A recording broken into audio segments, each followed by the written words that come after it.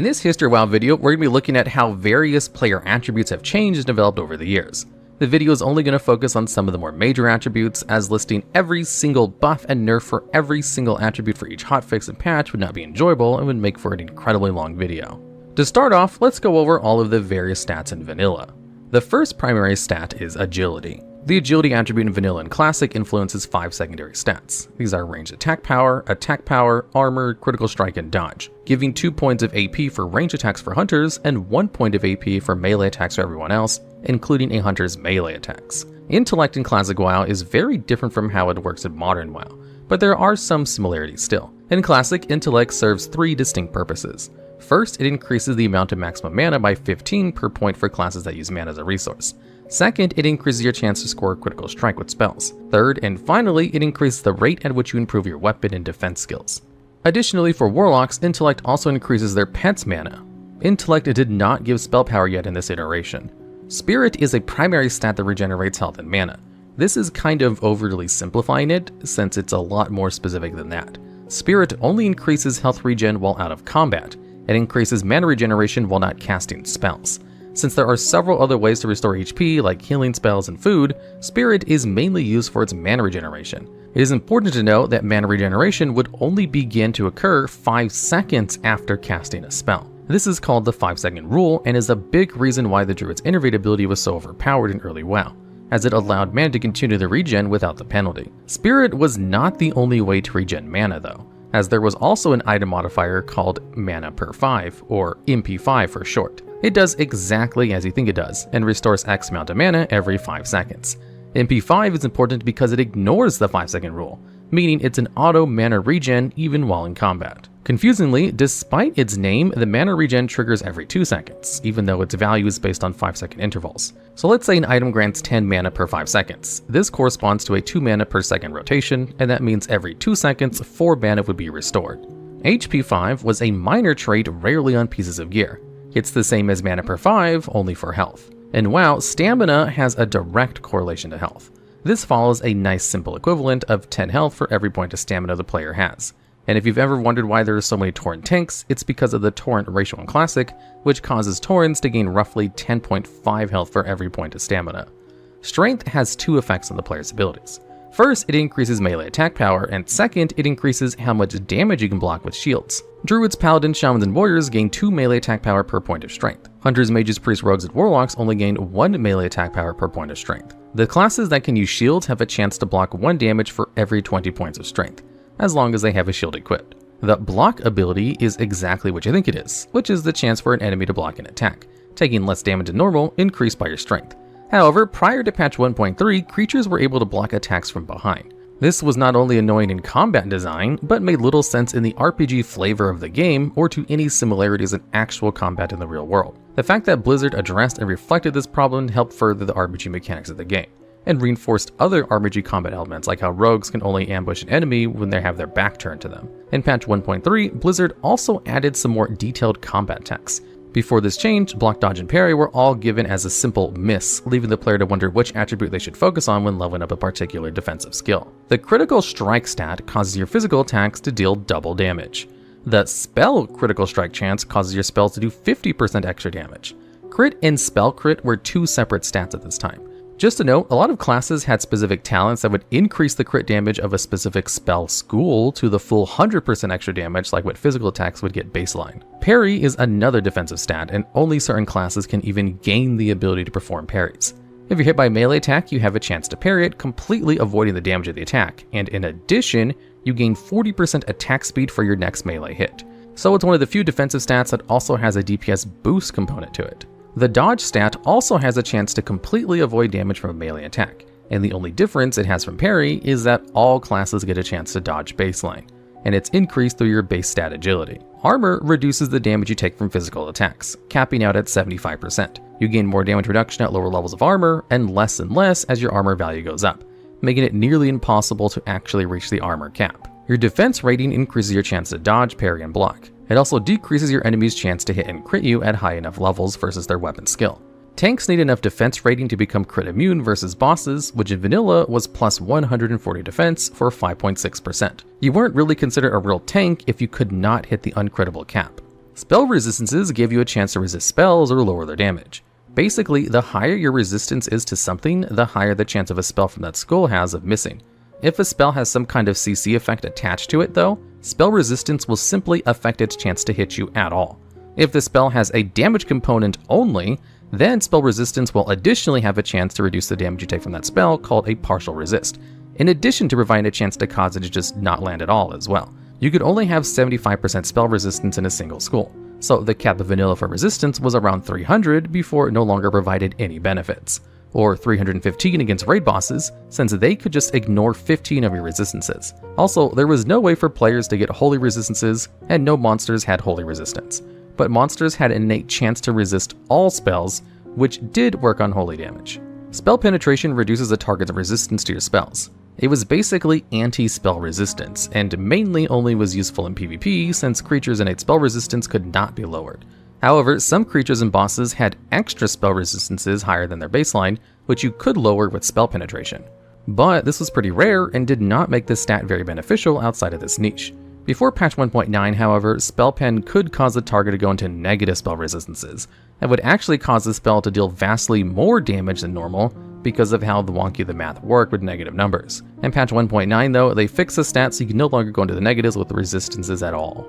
This spell damage stat increased the amount of damage you did with spells. Additionally, a lot of spells and abilities interacted with this stat in different ways, like increase in duration of dots, longer times on CCs, more heals from lifesteal, and of course, the base damage of a spell increased. The spell healing stat increased the amount your spells healed for. This stat did not work at all on spells that dealt damage. There was also a lot of stats that only increased the spell damage of a single school of magic, like the Shadow Power Glove enchant only increasing the damage of your shadow spells. Spell Power was a stat that didn't have an official name in Classic and simply said, increases damage and healing done by magical spells and effects by up to X. The community calls the combination of spell damage and spell healing as Spell Power, despite the fact it wouldn't get this name until later on, and also was on a lot of gear. In Classic WoW, there is no universal haste. Instead, it's divided into 3 different types of attack speed. The first is melee attack speed, or simply attack speed.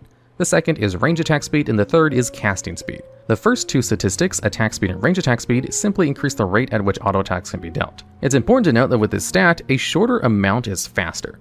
For example, a weapon with an attack speed of 0.5 would hit 2 times per second, while a weapon with attack speed of 2 would only hit once every 2 seconds. Attack speed can be increased by a wide variety of abilities, spells, procs, enchants, potions, and so on and so on. The last of these 3 stats in the haste category is spell haste, which decreases the amount of time to launch certain spells. As a fun fact, players can actually acquire negative haste, usually through enemy buffs. It wasn't until patch 1.12 when haste was somewhat formalized. Previously, haste and slow effects for attack speeds had worked inconsistently, with spells working differently from weapons and haste and slows not acting as opposites of one another.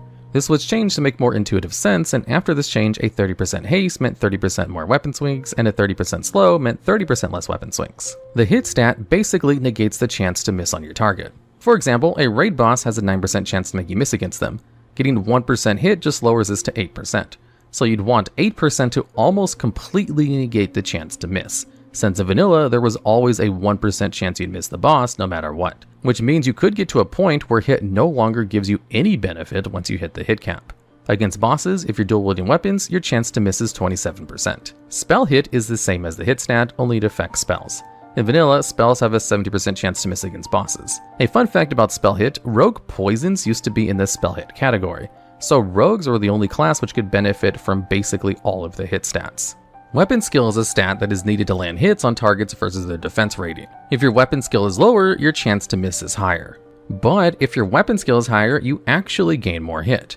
In addition, weapon skills above the max of 300 give you 3% more damage to your glancing blows. A glancing blow is like a half miss, where when you're attacking targets of a higher level than you, sometimes your hits only do 70% damage instead of their full damage and they're unable to crit, which is called a glancing blow. With 10 weapon skills over the max, you can increase the damage of glancing blows by 30%, up to 100% normal damage, essentially negating the mechanic. The math on this was kind of wonky though, and didn't actually give a full 100% damage on glancing blows, but it was close at plus 10 weapon skill, which is why weapon skill was such a valued stat, because just a little bit of it could provide a massive DPS boost for melee fighters. Armor penetration was a very contentious stat for most of its life, as basically what it did was lower the armor of the targets you attacked. and armor only reduced the physical attack damage of your attacks. So things like spells and poisons did not benefit from armor pen because they were affected by spell resistances instead. So the more armor pen you had, the harder your attacks would hit. However, this had some wonky math when it came to higher armor targets and lower armor targets, but it was pretty straightforward in vanilla and TBC. If you had an item like Badge of the Swamp Guard which lowered a target's armor, it would just simply lower it by that amount without any fuss. And where the math gets wonky is in how much DPS this would actually give you, because armor itself gives you more value at lower amounts. So let's say, for example, a target only has 2500 armor. They might take 20% less damage from physical attacks with that. But let's say a target has 5000 armor and it gains an extra 2500. They'll only get 5% extra damage reduction instead of 20% more. So armor pen works in reverse. If you reduce their armor by 1000, you'll be doing something like 10% more damage to that 2500 low armored foe. But with a 1000 armor pen against a 5000 armor foe, you'll only be getting 5% extra damage instead, being literally half as effective. If that sounds confusing, don't worry, they made it even more confusing in Wrath when they changed it, but we'll go over that later. Now we move on to WoW's first expansion, the Burning Crusade. This expansion saw some major changes of WoW's attributes, and we'll start with the biggest.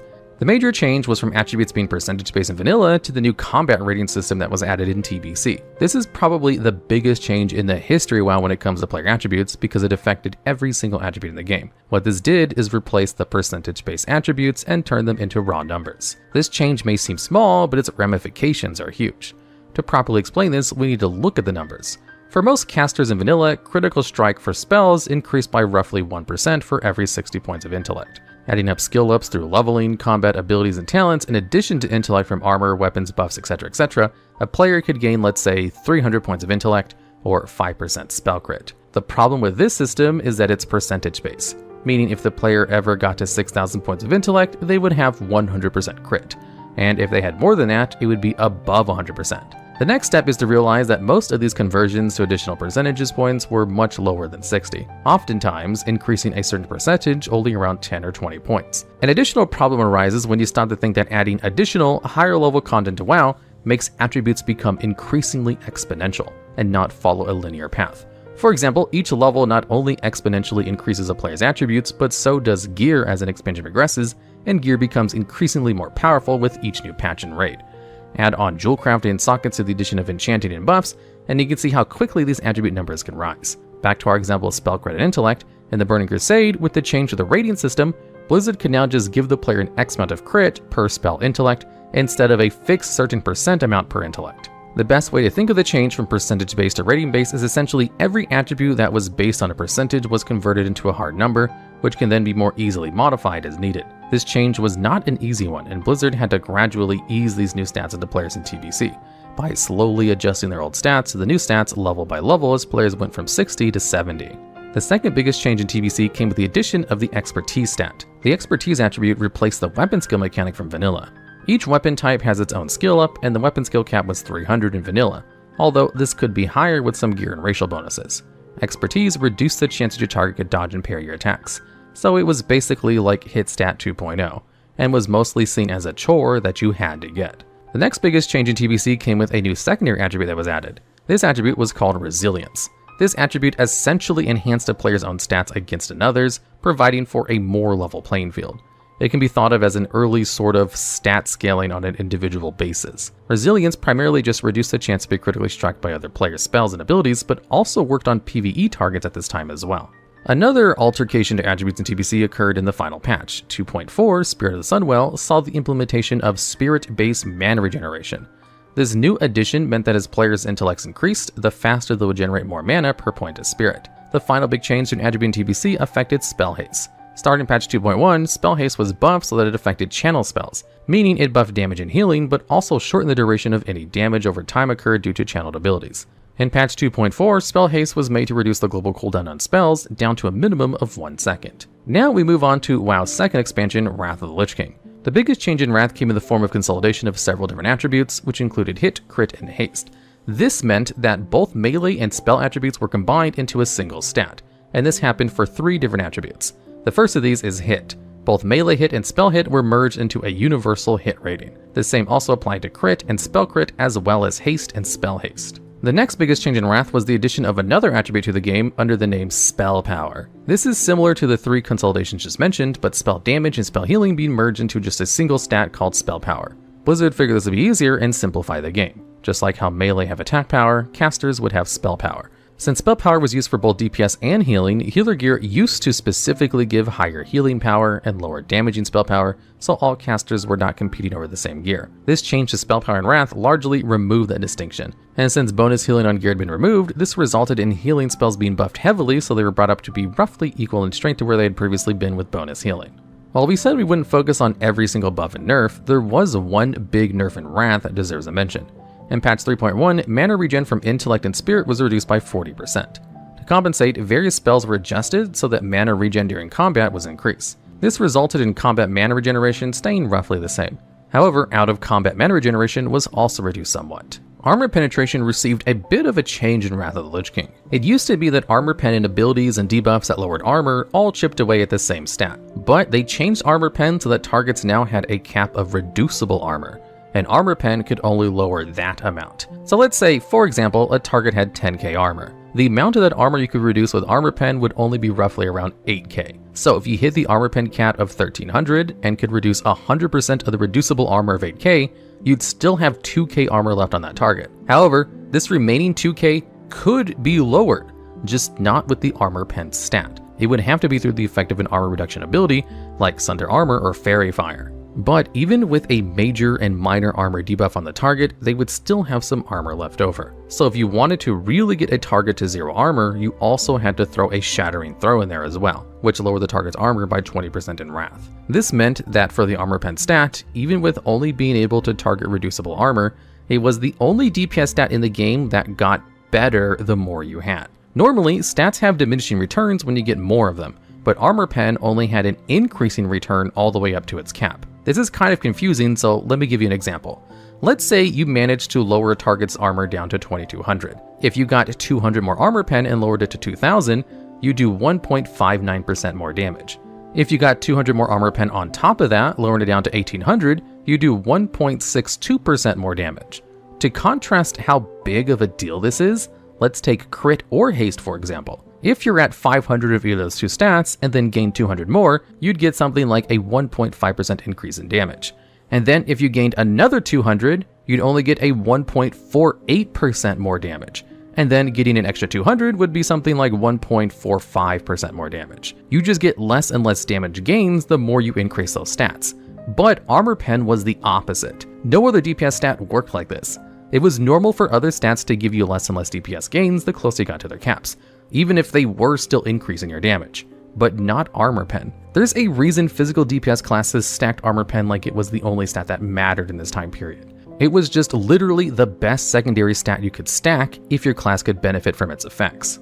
Next up is WoW's third expansion, Cataclysm. Cataclysm saw a ton of changes to attributes in WoW, possibly more so than any other expansion with the exception of WoD. One of the biggest changes was the addition of another secondary attribute called Mastery. In general, Mastery would modify your class in one of 3 main ways, depending on the class and spec. First, usually it could increase the effectiveness of abilities or damage. Second, it could provide beneficial bonus effects. And lastly, it could potentially grant extra procs. Mastery is a stat that is tailor-made to benefit your class and spec. So it's kind of funny that for a lot of specs, Mastery is not their best stat. Cataclysm saw a ton of removals or partial removals of attributes, and we'll briefly list them all here. The goal of Blizzard was to simplify combat, and while they succeeded, many felt that the core mechanics had simply been gutted too much in Cataclysm. Firstly, started in patch 4.2, Death Knights, Paladins, and Warriors no longer gained dodge from agility. Cataclysm saw the almost complete removal of the bonus armor attribute, and while spell power remained, it was only on weapons and trinkets. Spell power was then provided solely through the player's intellect stat in Cataclysm. Next, Spirit was made to no longer increase health regeneration. Additionally, MP5 was also removed on items and converted into Spirit. And finally, block value, defense, and armor penetration were all removed from items. With the removal of defense, all tanks were given a talent or ability to reduce their chance to be crit by 6% baseline. Many items that had previously had armor penetration had their attributes changed to crit or haste. And the big reason why armor pen was removed was because it was just way too complicated of a stat, and was almost impossible to balance with the other more straightforward stats. Most players in the game didn't actually know how armor pen even worked exactly, and just knew that all the guides told them to stack it if their class benefited. Because, for example, if you moused over your armor pen stat and it told you it reduced armor by up to 30%, it didn't actually lower a target's armor by 30%, only the reducible armor. And even then, it might not be 30% of the reducible armor, and also this didn't even tell you how much extra damage you would actually deal. So while it may have been a very well-loved stat, I can't really think of a more complicated stat to have ever been in the game. The final two big changes to attributes in Cataclysm affected spell hit and resilience. Hit could now be increased by Spirit for hybrid classes who took talents that allowed it, as a way to make Spirit an attribute that actually mattered for classes that took a lot of healer gear. Resilience was also changed in Cataclysm when it was changed to be a simple damage reduction stat instead of a reduction from crits. The Mists of Pandaria expansion saw a few changes to attributes as well. The biggest of these was that the Resilience attribute was renamed to PvP Resilience. There are 3 reasons for this change. The first was that another secondary attribute was added called PvP Power. PvP Power and PvP Resilience are essentially opposites of one another, with PvP Power making PvP abilities stronger and PvP Resilience making players take less damage from other players. The second reason for the rename is that Blizzard probably wanted to not confuse players by having an armor, spell penetration, and resilience attribute, since they can all be thought of as kinda the same thing. The spell penetration attribute simply reduced the target's resistance to your attacks and made them more effective. These 3 items were all linked thematically together, and indeed, when spell penetration was removed from most items in MoP, it was turned into PvP Power. Additionally, since armor penetration had been removed from most items in the prior expansion Cataclysm, it didn't really make sense for there to be a spell penetration attribute on items but no armor penetration on items. The final reason spell penetration was removed in MoP was because most resistances themselves were also removed from the game for the most part. This had also been seen a little in prior expansions with stats like Demon Bane and Scourge Bane, which would increase damage to demons and undead, respectively, also fell out of favor with Blizz. While not normal stats, these special enchantments on items did affect stats. For example, the Warglaives of Azeroth increase attack speed when fighting demons. Vanilla WoW and TBC were full of weird niche stats like this where you dealt bonus damage against specific types of enemies. But this slowly piddled out over the years, and this can be thought of as a precursor to the removal of most resistance gear that came in MoP. The last change in MoP came to the Expertise attribute. In Mists of Pandaria, it was made so that range attacks could at long last have a chance to be dodged, making hunters have to actually use the stat for once. Expertise also began to increase hit for casters on equal terms as it did for melee players. It should be noted this was not a very popular change. Next up is everyone's favorite expansion, Warlords of Draenor. WoD saw a ton of changes to attributes in WoW, maybe even more so than Cataclysm. We'll begin by discussing the 3 primary attributes that were changed. In Warlords of Draenor, Agility and Intellect were made to no longer provide an increased chance to critically strike. Spirit was downgraded from a primary attribute to a secondary attribute. While not entirely unuseful in WoD, Spirit's prime days of being a mana regen and HP regen mainstay were long over. To compensate for this loss of primary attribute, a new primary attribute was added under the name of Versatility. Versatility is a very simple attribute that increases damage done by a set amount and reduces damage taken by a different set amount. In WoD, crit received a similar treatment that it did in Wrath, except this time the range crit chance was merged into the main crit chance. Now there was a universal crit chance which contained melee crit, spell crit, and range crit. Additionally, the base chance to critically strike was reduced to a flat 5% for all classes. The final change to crit in WoD came in the form of critical damage and critical heals in PvP combat, where the damage they dealt was decreased to 150% of the normal spells and ability effects, down from the normal 200%. The Haste attribute received a similar treatment in crit in WoD. That is, spell haste percentage and melee haste percentage were combined in Wrath, were now combined with range percent haste, resulting in a universal haste percent stat. Haste also deserves a brief mention because in World of Draenor, the ability to acquire negative haste was also finally removed. WoD saw the removal of 4 secondary attributes from items. These included Dodge, Hit, Parry, and Expertise. Dodge and Parry were still in the game, it would just no longer be found on gear. To compensate for this change, Blizzard added an attribute to some tank-specific gears called Bonus Armor. Bonus Armor does exactly what it sounds like and added extra armor to a piece of gear. The developers described the process of reaching the expertise and hit caps as a penalty rather than an augmentation, with players inevitably regarding the stats as more mandatory rather than as fun. As a result, the stats were removed, with players effectively automatically capped in both expertise and hit. A new secondary stat was also added in WoD under the name of Multistrike. Multistrike provided a chance for spells and abilities to fire up to 2 additional times at 30% effectiveness. While a lot of fun, it quickly became overpowered and some steps nerfed in WoD were set up. With many stats being removed in WoD, Blizzard decided to add some other stats, with 4 of these attributes being named tertiary stats. These 4 minor attributes included Avoidance, Indestructible, Leech, and Speed. And in general, they were pretty rare to find on gear in Warlords of Draenor, particularly because it was not only a rare chance to spawn on any piece of gear, but only one out of the 4 tertiary attributes could spawn as well. The first of these 4 tertiary attributes added in WoD is called Avoidance. Avoidance is a simple attribute that reduces damage from AoE attacks only. The next minor attribute is Indestructible. As you probably guessed, this isn't really a stat but more of a modifier to an item which prevents it from taking any durability damage. Next up is the Leech attribute. Leech causes the player to instantly return health from both outgoing damage and outgoing heals. The amount of health returned is equal to the amount of Leech, so for example, 1% of Leech will return health equal to 1% of your damage or healing done. Additionally, Leech can be found on certain class abilities, buffs, enchants, and temporary effects. The fourth and final minor attribute added to WoW during WoD was the Speed attribute.